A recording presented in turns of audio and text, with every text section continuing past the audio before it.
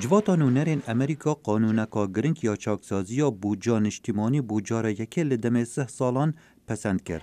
سروک امریکا دونالد ترامپ جبری دنگدانه دگل نونرین کوماری کومبو و هاندان پشگیری برنویس قانونی بکن. جواتا نونران او کوماری تدا بالا دست به 227 دنگا هم بر 205 دنگا به ارینی بو قانونا کم کرنا بوجه لسر کمپنی و مالباتان بو سال 2018 دان. پسند کرنا قانون بکم کرنا 1.5 تریلیون دلار بودجه بسر کمپنی و کارمندان سرکفتنه که مزنه بو کوماریان. سروک جواتا نونران پول راین دبیجت اوه بریاره که مزنه. قایل کرنا 227 اندامان لسر یک تشت گرینگ زحمته.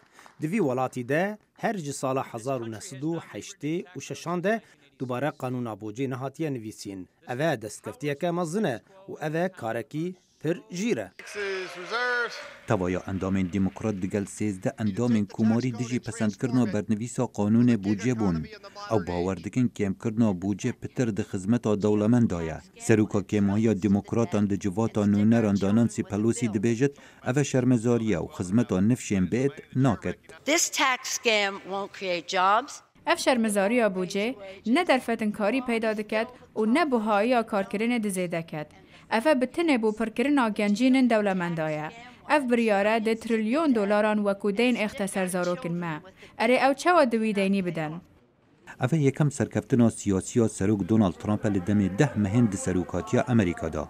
لگربه قانون رجا بودجه جسو 5 صده و بیت خواره بو 20 صده کو باندور کاباش ویل سرچینا ناونجیا ولاد بکد.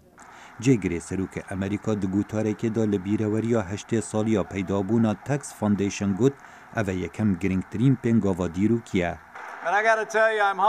از دخوازم بجمه هوا از حضور بچوک دبینم برانبر وان کسین جهاتی دوی ام پیناسین وی کاری بکین به تایبت پشگیریا 227 اندام کنگریسی اوه پنگاوا که دیروکیا یکم در ریا چاکسازین بودجه امریکا دا اوه روژکا گشه لامریکا.